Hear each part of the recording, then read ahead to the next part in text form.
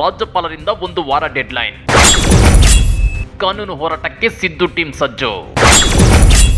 ಮುಂದೆ ಆಗೋ ಬದಲಾವಣೆಗಳೇನು?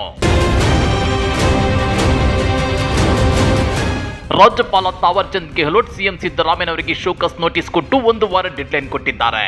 ಇದಕ್ಕೆ ಈಗಾಗಲೇ ರಾಜ್ಯ ಸರ್ಕಾರ ಉತ್ತರ ಕೊಟ್ಟಿದ್ದು, ರಾಜ್ಯಪಾಲರ ಮುಂದಿನ ನಡೆ ಏನು ಅನ್ನೋ ಕುತೂಹಲ ಗರಿಗೆದರಿದೆ.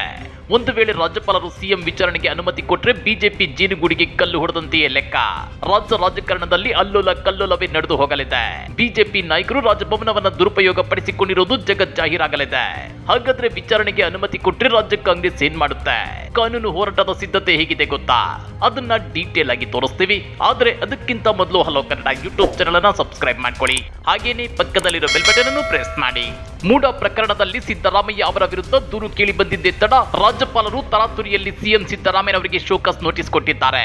ನಿಮ್ಮ ವಿರುದ್ಧ ಯಾಕೆ ವಿಚಾರಣೆಗೆ ಅನುಮತಿ ನೀಡಬಾರದು ಎಂಬುದಕ್ಕೆ 1 ವಾರದಲ್ಲಿ ಕಾರಣ ಕೊಡಿ ಅಂತ ಹೇಳಿದ್ರು. ಇದನ್ನ ನೋಡಿದ್ರೆ ರಾಜ್ಯಪಾಲರು ಸಿದ್ದರಾಮಯ್ಯ ಅವರ ವಿರುದ್ಧ ವಿಚಾರಣೆಗೆ ಅನುಮತಿ ಕೊಡೋಕೆ ತುದಿಗಾಲ ಮೇಲೆ ನಿಂತಿರೋ ರೀತಿ ಕಂಡು ಬರ್ತಿದೆ. ಪರಿಸ್ಥಿತಿ ಹೀಗಿರುವಾಗಲೇ ರಾಜ್ಯ ಸಚಿವ ಸಂಪುಟ ಈ ಶೋಕಾಸ್ ನೋಟಿಸ್ ಅನ್ನ ಹಿಂಪಡೆಯಲು ರಾಜ್ಯಪಾಲರಿಗೆ ಸಲಹೆ ನೀಡಿದೆ. ಆದ್ರೆ ಸಂಪುಟದ ಸಲಹೆಯನ್ನ ರಾಜ್ಯಪಾಲರು ಒಪ್ತಾರಾ ಅಥವಾ ಇಲ್ವಾ ಅನ್ನೋ ಪ್ರಶ್ನೆ ಮುನ್ನೆಲೆಗೆ ಬಂದಿದೆ. ಒಂದೊಮ್ಮೆ ಒಪ್ಪಿದ್ರೆ ಆಲ್ ಇಸ್ ವೆಲ್, ಕೇಲ್ ಖತಮ್, ದುಕಾನ್ ಬಂದ್. ಆದ್ರೆ ಒಂದೊಮ್ಮೆ ವಿಚಾರಣೆಗೆ ಅನುಮತಿ ಕೊಟ್ರೆ ಅಸಲಿ ಆಟ ಆಗ ಶುರುವಾಗುತ್ತೆ. ಸದ್ಯದ ಪರಿಸ್ಥಿತಿ ನೋಡ್ತಾ ಇದ್ರೆ ಈಗಾಗಲೇ ರಾಜ್ಯಪಾಲರು ಸಿಬಿಐನ ಪ್ರಭಾವಿ ನ್ಯಾಯಾಧೀಶರೊಬ್ಬರನ್ನ ಮೀಟ್ ಆಗಿದ್ದು, ಈ ಪ್ರಕರಣವನ್ನ ನಾನು ಸಿಬಿಐಗೆ ಒಪ್ಪಿಸಬಹುದಾ ಅಂತ ಕೇಳಿದ್ದಾರೆ ಎನ್ನಲಾಗ್ತಿದೆ. ಆದ್ರೆ ಈಗಿನ ಪರಿಸ್ಥಿತಿಯಲ್ಲಿ ನೇರವಾಗಿ ರಾಜ್ಯಪಾಲರು ಮೂಡ ಪ್ರಕರಣವನ್ನ ಸಿಬಿಐಗೆ ಒಪ್ಪಿಸಲು ಬರಲ್ಲ. ಆದ್ರೆ ಸಿಎಂ ವಿರುದ್ಧ ವಿಚಾರಣೆಗೆ ಅನುಮತಿ ಕೊಟ್ರೆ ಆಗ ಯಾರಾದ್ರೂ ಹೈಕೋರ್ಟ್ಗೆ ಸಾರ್ವಜನಿಕ ಹಿತಾಸಕ್ತಿ ಅರ್ಜಿ ಸಲ್ಲಿಸಿದ್ರೆ ಸಿಬಿಐ ಎಂಟ್ರಿಗೆ ಅದು ಸಾಧ್ಯವಾಗಬಹುದು ಅನ್ನೋ ಮಾತುಗಳು ಕೇಳಿ ಬರ್ತಿವೆ. ಯಾಕಂದ್ರೆ ವಿಚಾರಣೆಗೆ ಅನುಮತಿ ಕೊಟ್ರೆ ತನಿಖೆ ಮಾಡಿ ವರದಿ ಸಲ್ಲಿಸಬೇಕಾಗಿರೋದು ರಾಜ್ಯ ಪೊಲೀಸರು ಸಿಎಂ ಅಧೀನದಲ್ಲಿ ಬರೋದ್ರಿಂದ ನಿಷ್ಪಕ್ಷಪಾತ ತನಿಖೆ ನಡೆಯೋದು ಅನುಮಾನ. ಹೀಗಾಗಿ ಈ ಪ್ರಕರಣವನ್ನ ಹೈಕೋರ್ಟ್ ಸಿಬಿಐಗೆ ಒಪ್ಪಿಸೋ ಸಾಧ್ಯತೆ ಇರುತ್ತೆ. ಆದ್ರೆ ಈ ಪ್ರಕರಣದಲ್ಲಿ ಸಿದ್ದರಾಮಯ್ಯನವರ ಪಾತ್ರ ಏನೇನು ಕಂಡು ಬರ್ತಿಲ್ಲ. ಗವರ್ನರ್ ಸಿಎಂಗೆ ಕೊಟ್ಟಿರೋ ನೋಟಿಸ್ ನಲ್ಲಿ ಭ್ರಷ್ಟಾಚಾರ ನಿಗ್ರಹ ಕಾಯ್ದೆಯಡಿ ಬರುತ್ತೆ ಅಂತ ಹೇಳಲಾಗಿದೆ. ಆದ್ರೆ ಈ ಪ್ರಕರಣದಲ್ಲಿ ಭ್ರಷ್ಟಾಚಾರ ಎಲ್ಲಿ ನಡೆದಿದೆ?